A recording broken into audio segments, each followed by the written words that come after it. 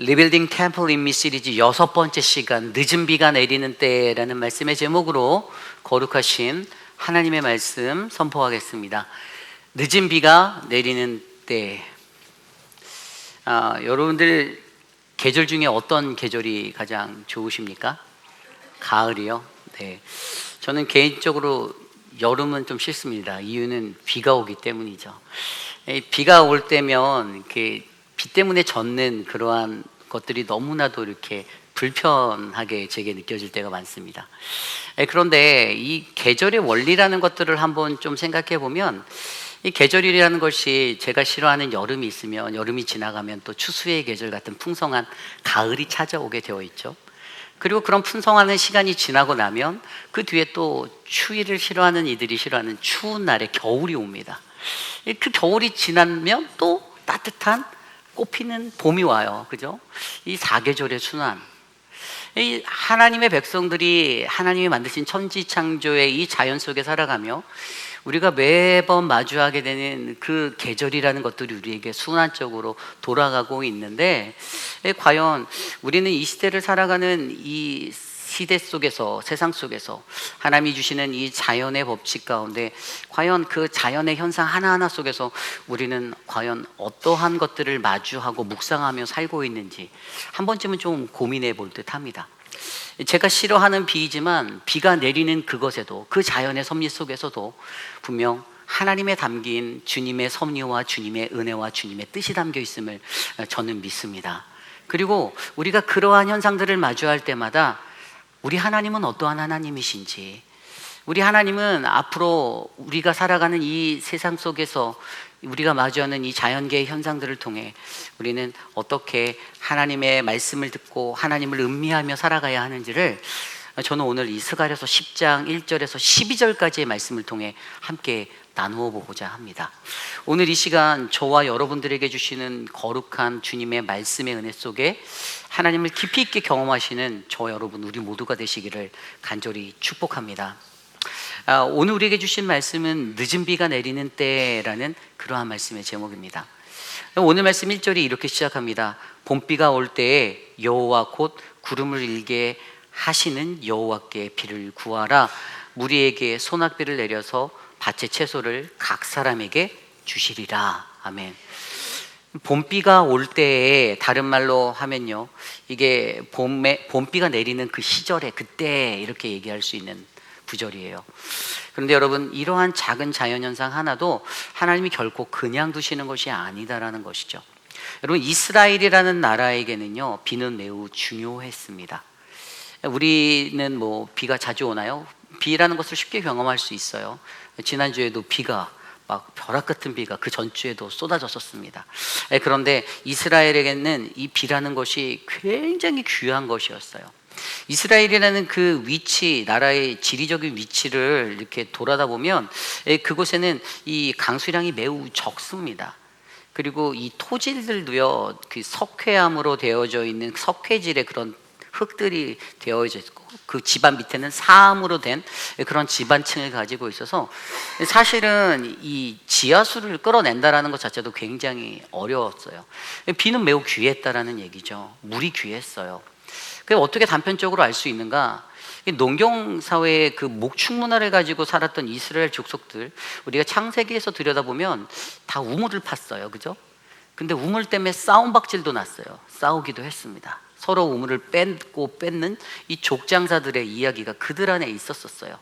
어쨌든 그들의 삶을 통해서 우리가 볼 수 있는 것은 이스라엘 민족에게 물은 매우 귀했던 곳이었다. 너무나도 귀하다. 그들이 풍요로움을 누릴 수 있기 위해서는 이 물이 필요한데, 이 물이 오기 위해서는 하늘의 비가 내려지는 것들이 그들에게 매우 중요했다라고 우리가 이해할 수 있는 것이죠.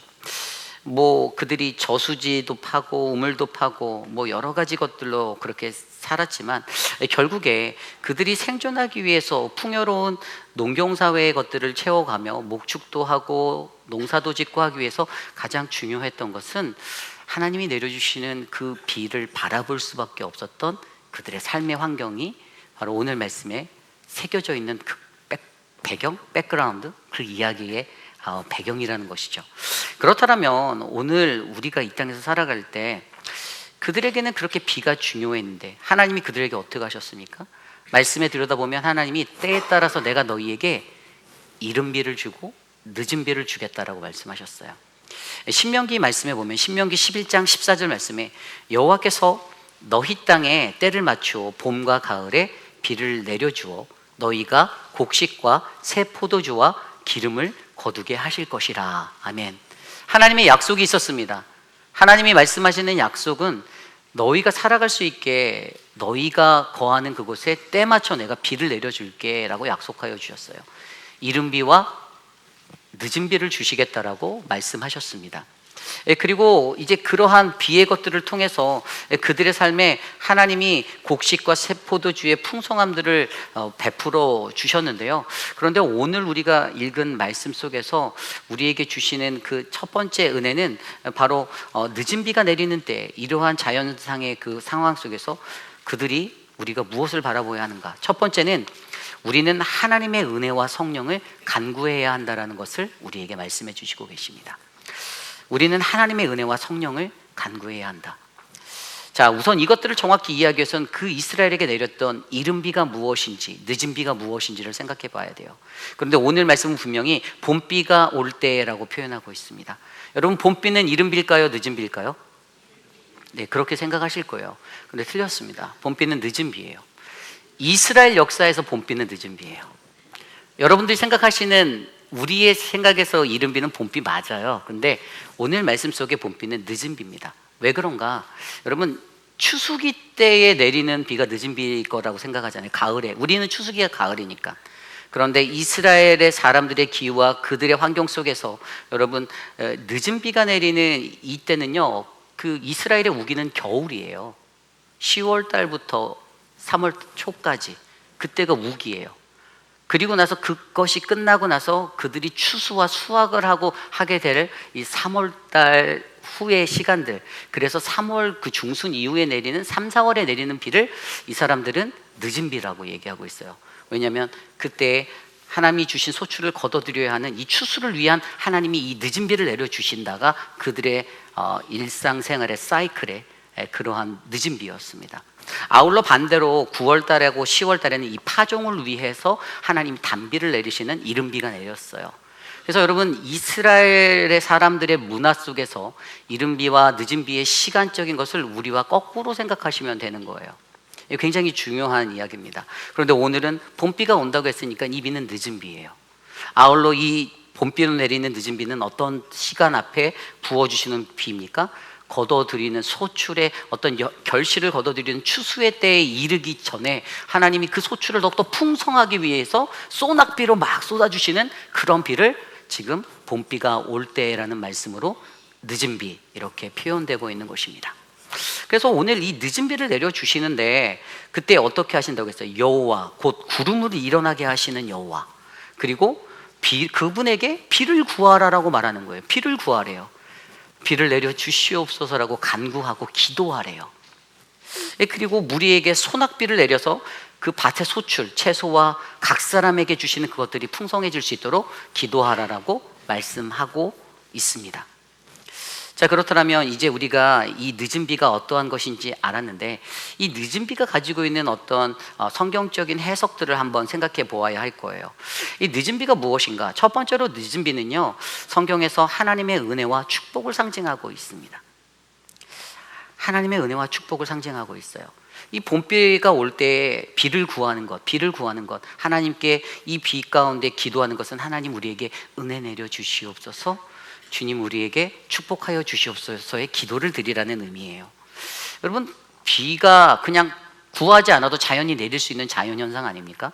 그런데 하나님이 굳이 왜 그들에게 이 비에 대해서 비를 내려달라고 기도하라라고 했을까요? 그것은 하나님의 축복의 삶, 축복의 은혜를 걸었던 그들이 너무나도 쉽게 하나님이 주신 은혜를 잊고 살았기 때문입니다. 우리가 은혜를 받고 살았음에도 불구하고 그것에 대한 감사가 사라져갈 때 우리가 가장 먼저 해야 되는 것은 다시 내게 주신 하나님, 은혜 베푸신 하나님을 기억하며 그분께 기도할 수 있는 신앙의 자리로 돌아가는 것이 저와 여러분들에게 중요하다는 것이죠. 하나님이 주신 은혜를 잃어버린 자가 되지 말고 구해야 한다.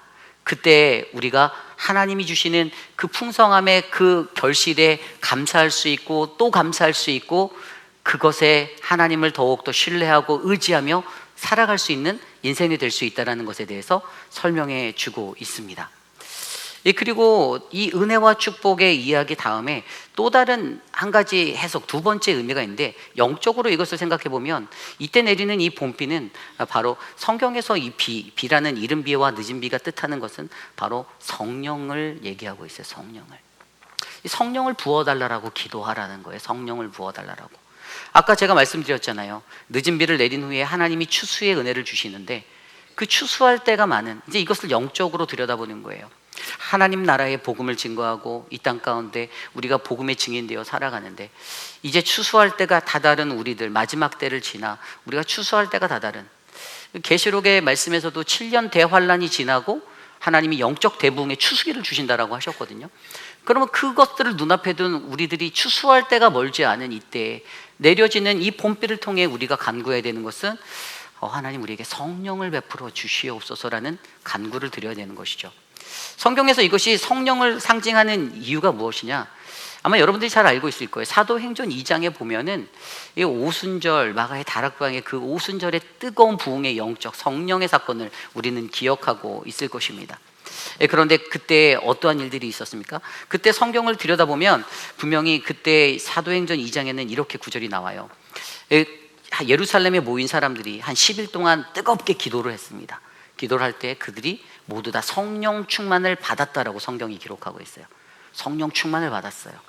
그리고 나서 그들이 어떻게 했냐? 그 다음에 이어지는 말씀이 하나님의 말씀을 받은 사람들이 세례를 받기 위해 세례받는 사람들로 일어나기 시작했습니다. 거기서 끝나지 않았어요. 성경이 기록하고 있는 사도행전 2장의 말씀에 보면 그때 그 세례를 받은 사람들, 그리고 그때 그 숫자가, 그 제자들의 숫자가 무려 3,000명이나 더하여졌다라고 사도행전 2장은 증거하고 있습니다. 성령 충만함을 받았고 그렇게 하나님 앞에 세례를 받으러 나아갔던 사람들의 어떤 영적 대부흥의 추수가 일어났던 이 사도행전 2장의 기록을 통해서, 이 오순절의 이 뜨거운 성령의 사건을 통해서 우리에게 알려주시는 것은 바로 성령의 단비가 내려와 그들의 마음을 적셔서 그들을 덮을 때 그 충만함 가운데 세례받는 이들에 대한 그 세례받는 결단의 사람들이 늘어나고 그들에게 복음이 전파되고 그들이 예수를 나의 구주로 삼아 살아가고자 하는 결단과 함께 예수 그리스도의 제자, 하나님의 자녀가 되었다라는 사실을 증거하고 있는 것이죠. 결국 여러분, 오늘 우리에게 표현되어지고 있는 이 비, 이 늦은 비, 여러분, 이 늦은 비는 우리가 세상 가운데서 내리는 비를, 쏟아지는 비를 바라보며 오늘도 비가 오는구나, 우산을 쓰고 나가야지, 나는 비가 싫은데 그냥 집에 있어야겠다, 이런 생각에 머무는 것이 아니라 하나님이 자연적으로 베푸시는 이 늦은 비의 현상 속에서 우리에게 주시는 그 은혜는, 하나님이 너희에게 베푸신 그 은혜를, 성령을 기억해야 한다. 하나님의 그 은혜와 축복을 기억해라. 그리고 하나님이 너희에게 주시는 그 성령을 너희가 간구해라. 그때 너희가 하나님의 주시는 놀랍고 아름다운 풍성한 추수를 너희가 거두어 들을 수 있다라는 이 영적 원리를 깨달으시는 저와 여러분들이 되시기를 간절히 축원합니다. 오늘 우리에게 그 기도를 하라라는 것이에요. 그 기도하라. 비가 올 때 기도하라. 앞으로 우리 회의비라는 장로교의 모든 성도님들에게는 비가 올 때 기도하는 이러한 은혜의 삶이 채워지기를 간절히 소망합니다. 기도하라. 기도란 무엇입니까? 기도란 하나님을 전적으로 의지하는 나의 태도입니다. 어떤 사람들은 내가 기도하면 하나님을 움직일 수 있어라고 표현할 수 있는데, 그거는 뭐 틀린 말은 아니지만 정답도 아니에요. 그거보다 더 깊이 있는 은혜의 말은 내가 하나님을 의지하는가 의지하지 못하는가의 그 나의 태도를 확인하는 것이 바로 기도예요. 어떠한 상황과 어떠한 환경 속에서 무수한 시련과 고난을 만나고 어떠한 일들이 발생했을 때 그들이 가장 먼저 무엇을 하는가를 보면 그 사람의 태도를 알 수 있어요. 이 사람이 정말 괜찮은 신앙인인가 아닌가는 그들이 맞닥뜨린 그 극복하기 힘들다고 느끼는 그런 상황 속에서 가장 먼저 하나님 앞에 기도하고 무릎 꿇는 자가 진짜 그리스도인, 진짜 하나님의 백성이다라는 사실이죠. 그러므로 저는 여러분, 오늘 우리에게 주시는 그 하나님의 이 시간 속에서 우리가 하루하루를 살아갈 때 우리가 우리에게 늦은 비를 내리시는 그 하나님 앞에 가장 먼저 은혜와 축복에 감사하는 기도를 드리고, 가장 먼저 성령을 부어주셔서 내 능력이 아니라 성령의 능력으로 이 사명을 감당할 수 있게 해달라는 성령 충만함을 간구하시는 저와 여러분들이 되시기를 간절히 소망합니다. 이번 학기에도 우리 교회가 늘 푸른 대학을 합니다. 우리 교회가 한국학교도 해요. 노방전도도 나갑니다. 형식적으로 프레임대로 쓰여진 커리큘럼대로 움직이는 그런 교회가 아니에요. 어떠한 상황 속에서도 단 한 명이 참여하더라도 그 누구도 우리를 바라보지 않아도, 노방전도 할 때 스키보 사거리에 나가서 우리가 한국말로 신나게 찬양하고, 그래도 지나가는 외국인이 그 음성을 하나도 이해 못한다 할지라도 우리가 그렇게 하는 이유는 무엇입니까? 그것은 때가 이르러서 우리가 거두어드릴 그 곡식이 많기 때문에, 오직 그 일은 하나님이 하신다라는 사실을 우리가 알기 때문에 우리가 그 일들에 헌신하고 순종하는 거 아니겠습니까? 저와 여러분들의 우리의 삶에 바로 하나님이 주시는 그 은혜가 가득가득 넘쳐서 우리에게 베풀어 주신 이 봄비가 내릴 때, 늦은 비가 내릴 때 우리에게 하나님의 은혜와 성령을 구하는 이 간구의 기도가 끊이지 않는 저와 여러분들이 되시기를 간절히 축복합니다. 이것이 오늘 말씀의 첫 번째, 늦은 비가 내리는 때에 우리는 하나님의 은혜와 성령을 간구해야 합니다입니다.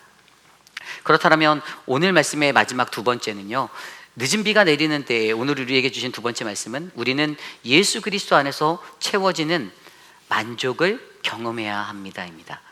우리는 예수 그리스도 안에서 채워지는 만족을 경험해야 합니다.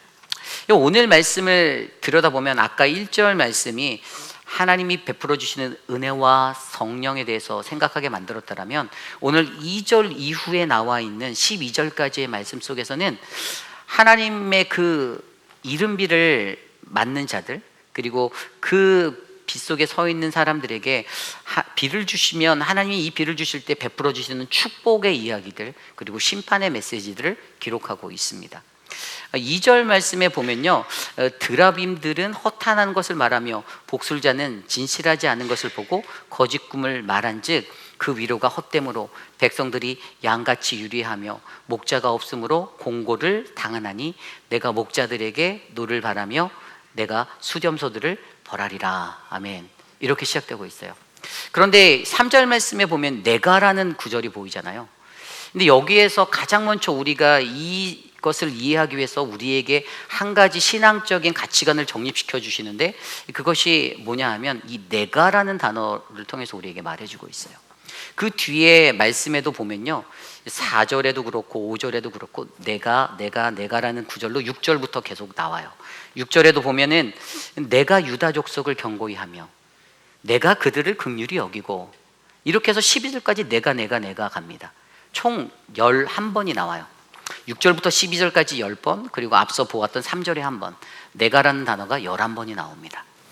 우리가 간단히 생각하면 이 내가가 누굴까요? 이 내가가 누굽니까? 하나님이시죠. 그렇죠? 하나님이세요.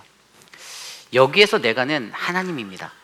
그래서 이것이 우리에게 알려주는 한 가지 기초적인 사실은요, 우리가 이 늦은 비를 맞을 때, 늦은 비가 내릴 때 우리에게 가장 먼저 세워져 있어야 하는 신앙적인 기초의 정립은 바로 하나님이 하십니다입니다.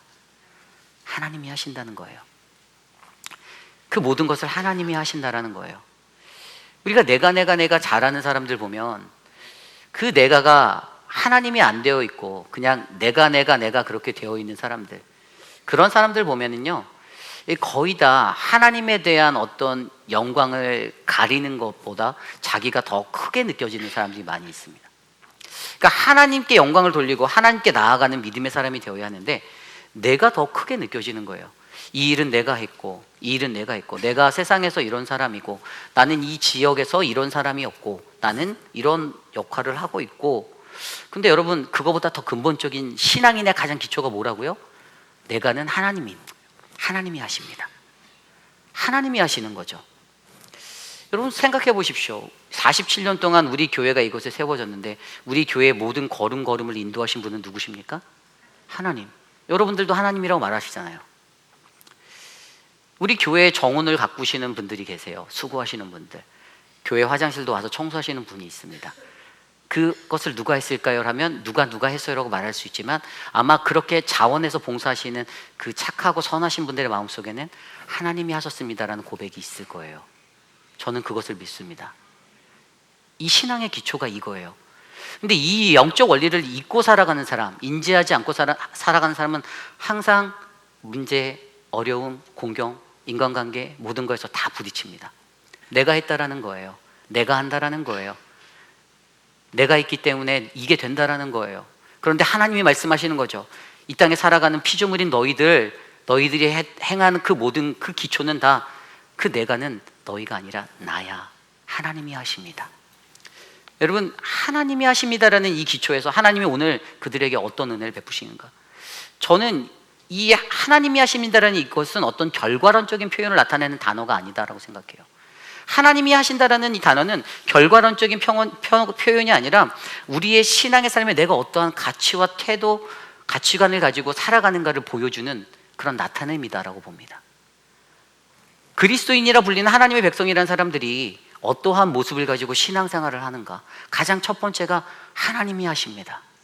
저는 이곳에 계신 저와 여러분 우리 모두가 하나님이 하십니다로 가득 채워진 그 내가가 자리 잡은 한 사람이 되시기를 간절히 소망합니다. 그런데 그렇게 하나님이 내가 한다라는 그것을 보여줄 때에 하나님이 그들의 삶에 만족을 주신다라고 말씀하세요. 근데 그 하나님이 어떤 하나님이셨냐? 오늘 말씀 속에서 이야기는요, 하나님이 주시는 최고의 만족 두 가지를 우리에게 보여주고 계세요.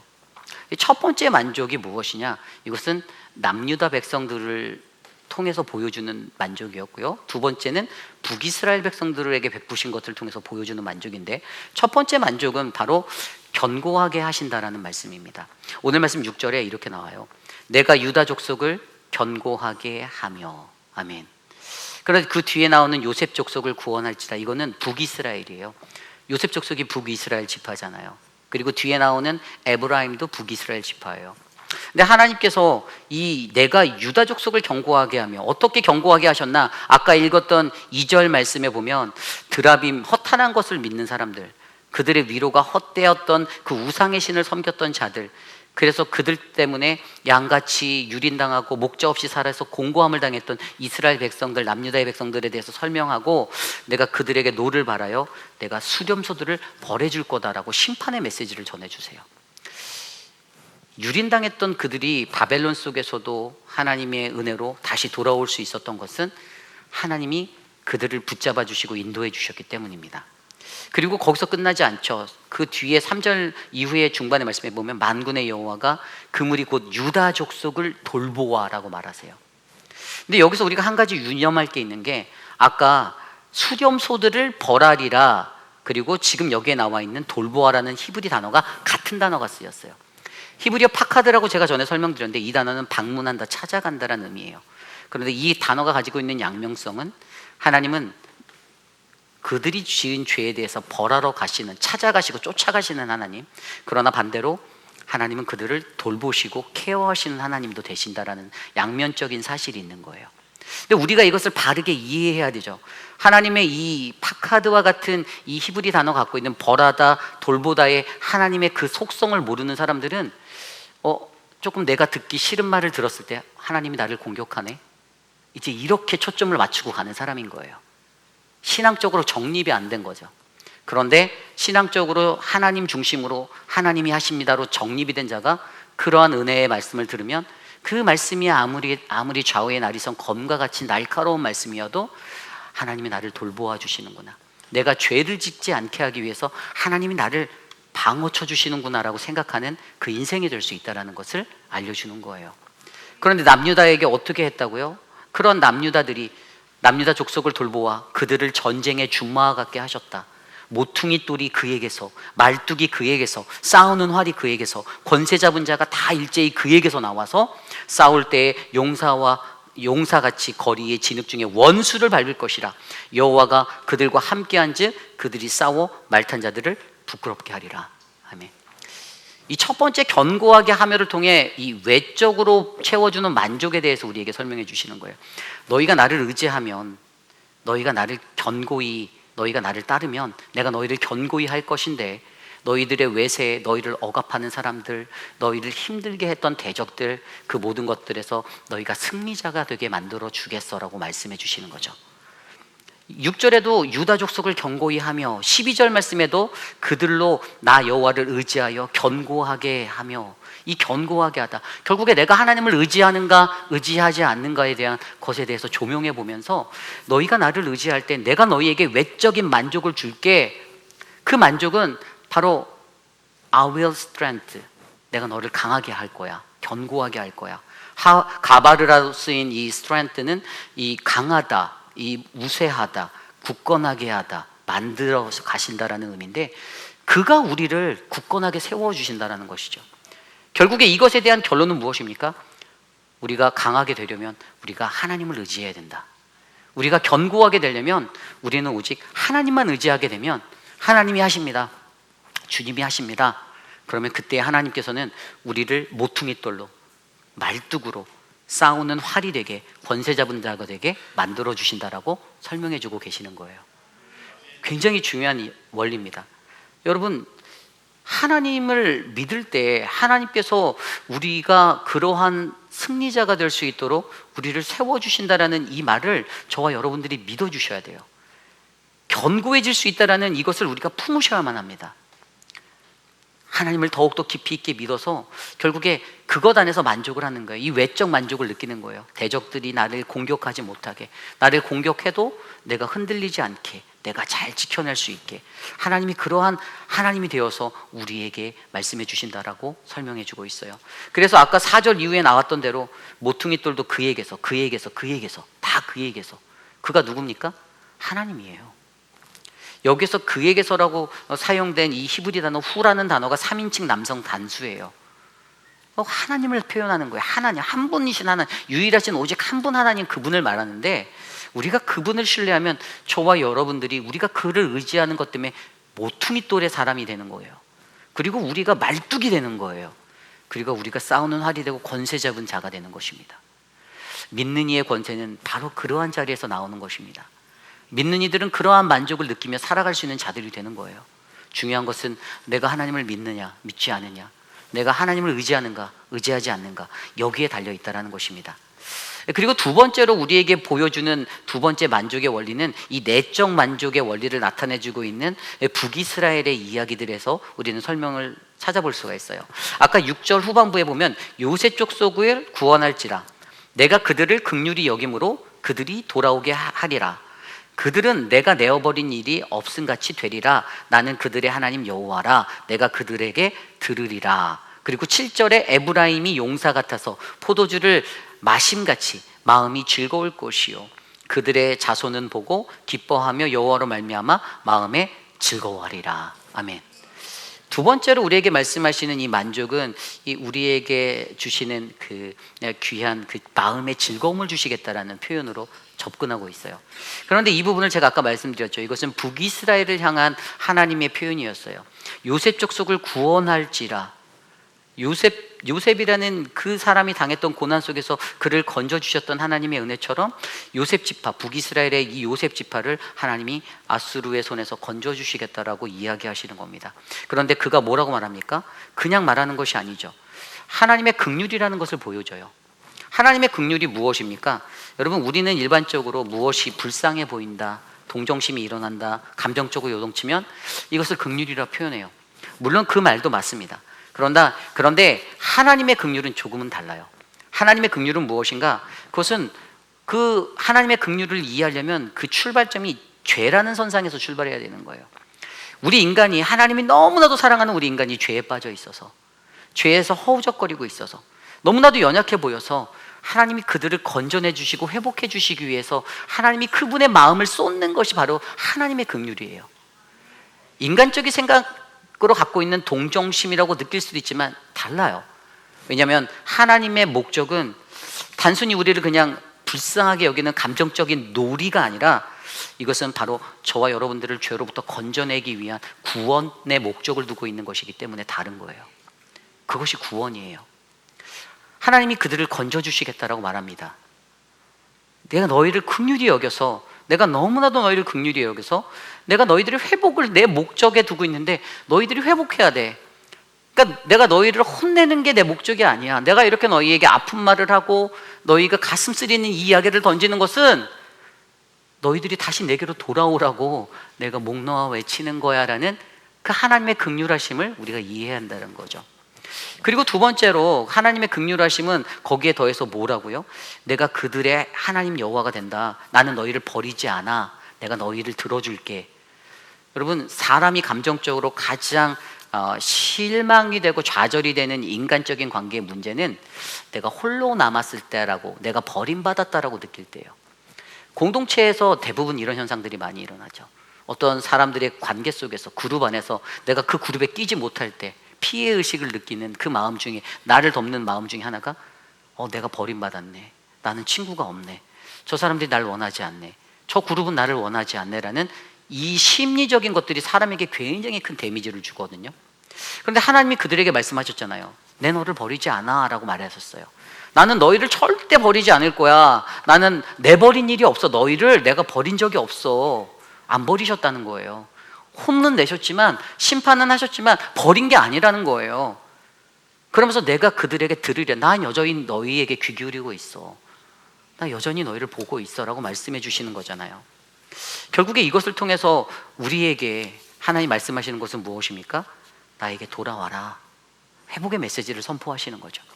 북이스라엘을 통해서 이러한 것들을 말씀하시면서 아까 7절에 포도주를 마신 같이 마음이 즐거울 것이다 라고 말합니다.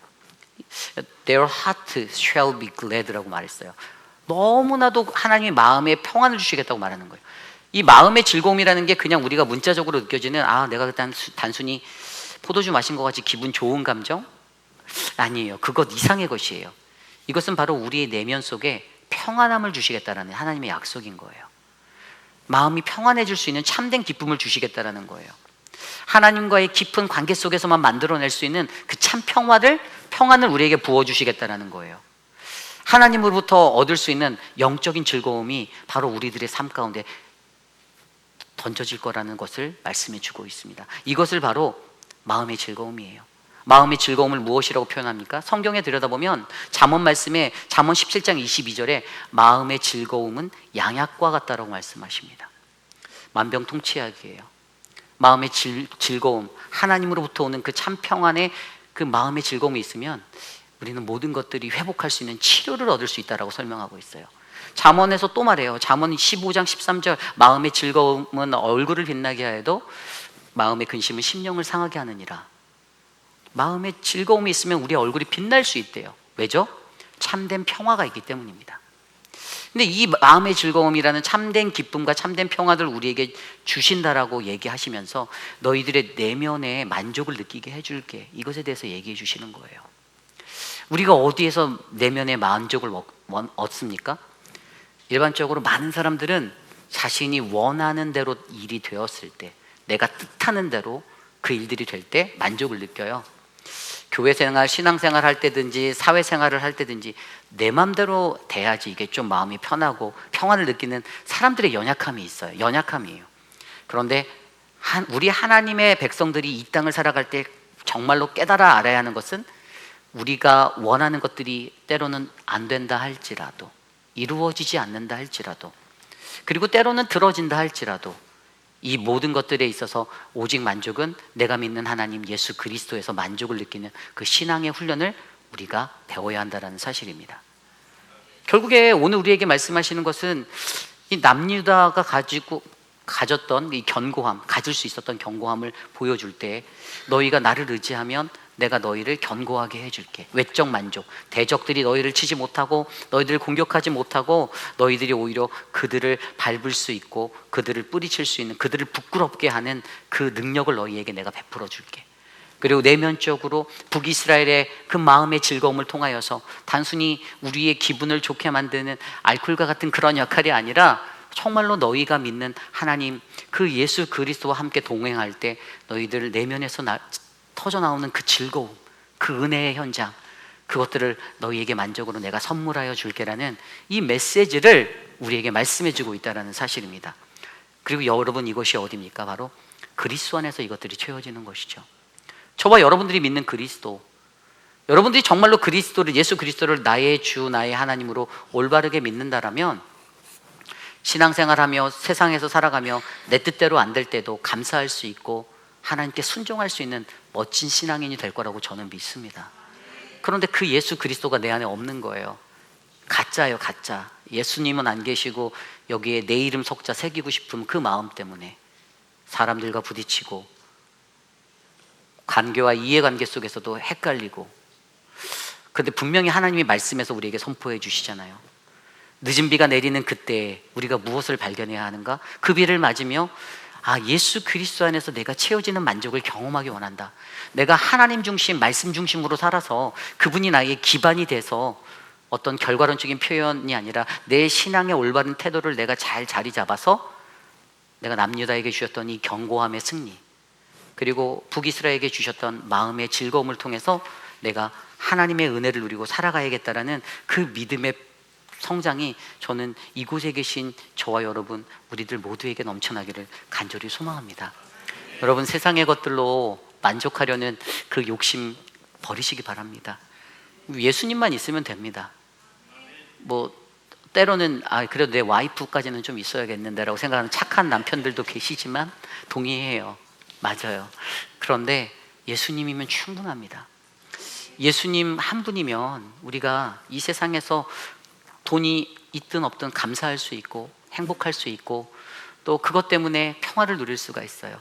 그래서 우리 교회에 보면요, 굳은 자리에서 정말 봉사로 열심히 섬기시는 그 많은 분들, 정말로 그들의 순수한 마음으로, 우리 이상수 성도님도 지난주에 오셔서 교회에 그 2층에 바닥 뜬 거랑 전기 나간 것들 이런 것들 도와주고 가셨는데 비 오는 날씨에, 근데 그 다음날 새벽 예배 끝나고 방에 있는데 또 찾아오셨어요.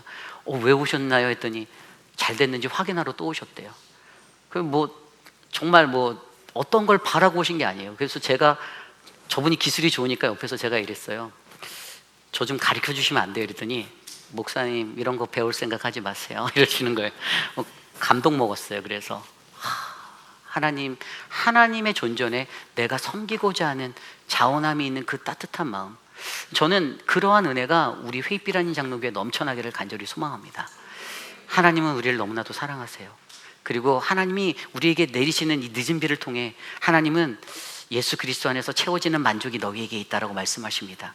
그 은혜가 오늘 저와 여러분 우리 삶 가운데 가득 넘치기를 간절히 축복합니다. 이제 말씀을 정리하고자 합니다. 오늘 말씀을 들여다보면 참으로 감사가 되는 말씀은, 사랑하는 우리 하나님은 우리에게 때에 맞춰 적당한 비를 내리시는 하나님이십니다. 늦은 비를 추수기에 있는 자들에게 베풀어 주시는 이 늦은 비를 뿌리시면서 우리들에게 주시는 그 은혜가 얼마나 귀한 하나님의 은혜인지 우리로 하여금 알게 하세요.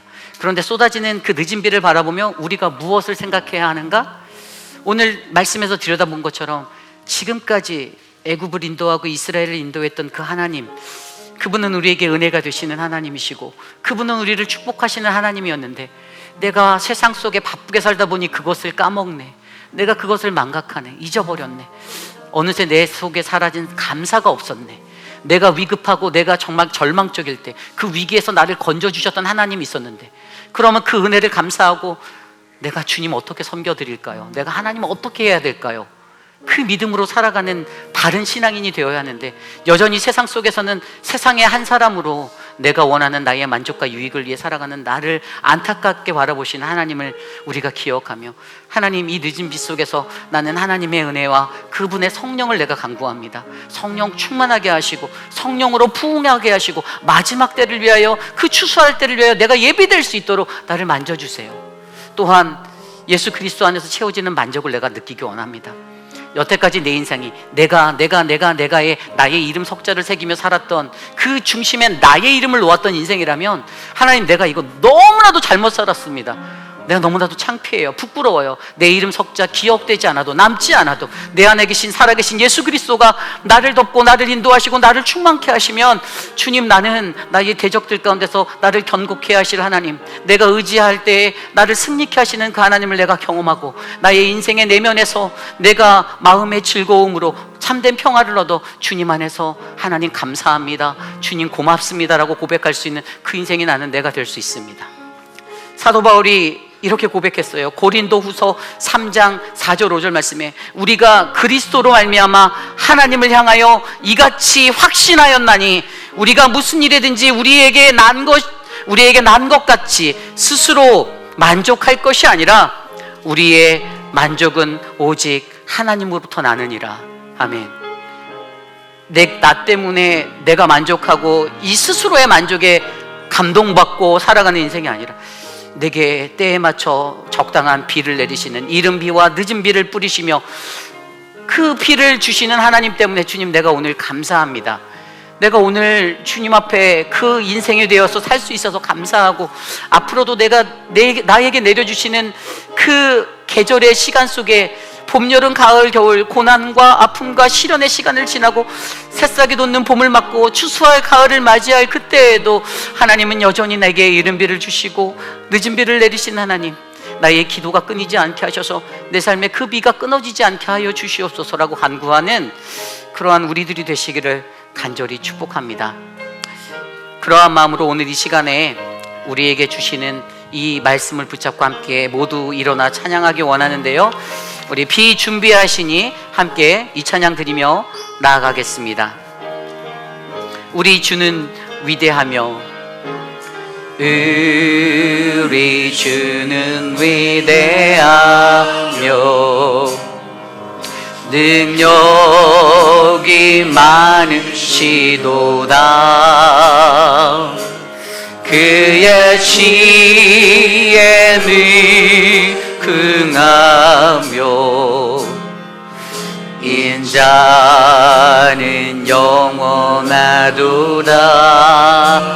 상한 자를 고치시며 상한 자를 고치시며 상처를 싸매시도다. 별들의 씨를 세시며 이름을 붙이셨도다. 그가 그름으로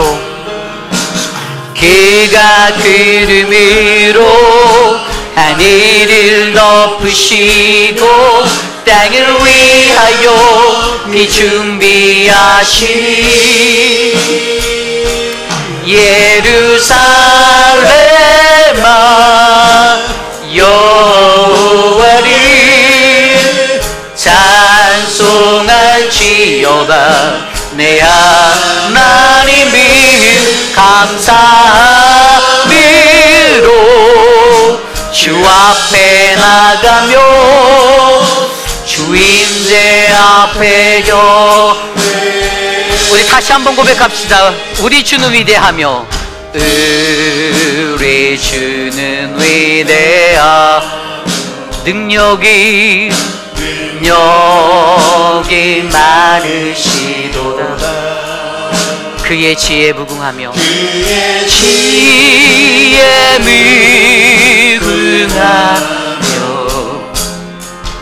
인자는 영원하도다. 상한 자를 고치시 상처를 싸매어 주시는 하나님, 상처를 싸매시도다. 별들의 수를 세시며 이름을 붙이셔도 그가 그름으로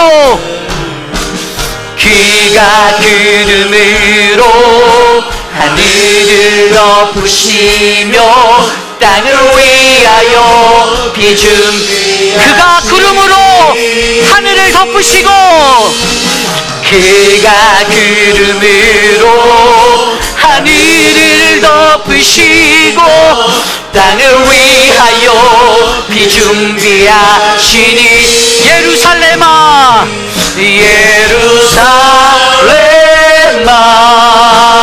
여호와를 찬송할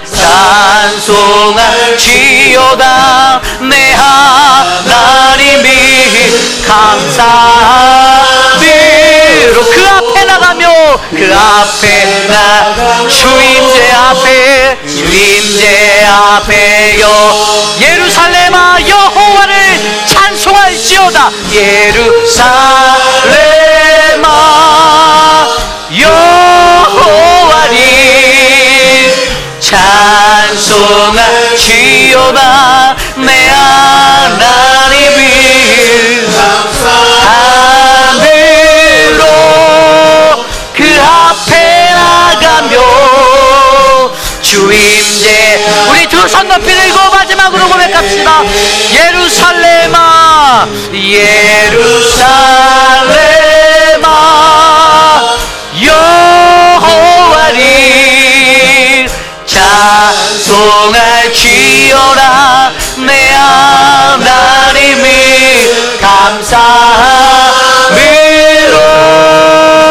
주 앞에 나가며 주임새 앞에 경배 감사함으로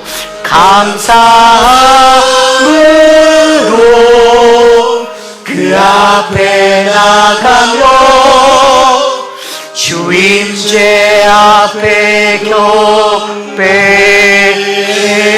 경배 참으로 존귀하신 하나님 주님이 베풀어 주신 그 은혜에 감사드립니다.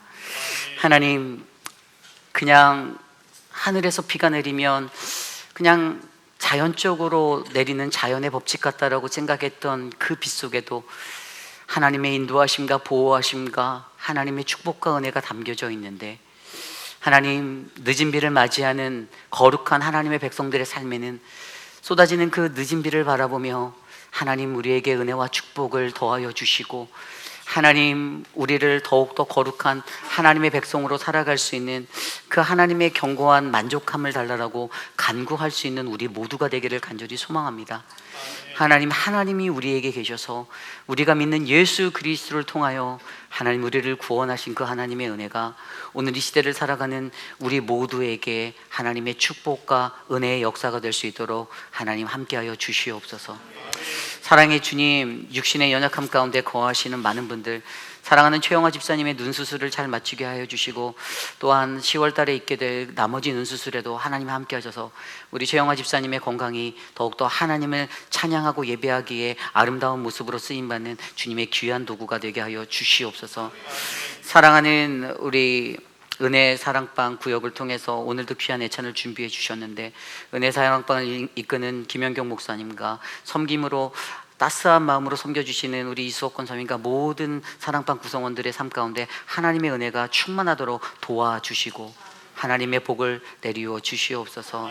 또한 하나님 우리 박문자 집사님 하나님 육신의 연약함 속에서도 주님을 예배하겠다며 이곳에 나와 거룩한 예배를 드리는데 하나님 치유의 역사를 바라셔서 낫게 하시고 회복하여 주시옵소서. 지금은 우리 구주 예수 그리스도의 무한하신 은혜와 그 크신 하나님의 사랑하심과 성령 하나님의 감화감동 교통하심의 역사가 늦은 비가 내리는 그 시간에 그 비를 바라보며 하나님 오늘 우리에게 주시는 그 은혜와 하나님의 그 성령의 역사를 내가 간구합니다. 주님, 나의 신앙의 기초를 바르게 하며 세상의 것에서 만족을 느끼는 것이 아니라 내가 믿는 예수 그리스도 안에서 하나님 외적으로 내적으로 만족할 수 있는 그 은혜를 내게 베풀어 주시옵소서라고 간구하는 사랑하는 모든 회의빛 아닌 장로교회 성도님들, 오늘 이곳에 나와 주께 전심으로 예배드린 믿음의 권속들 머리머리 위에 저들의 가정과 자녀와 삶의 터전 위에 지금으로부터 영원토록 함께 하시기를 간절히 축복하옵나이다. 아멘.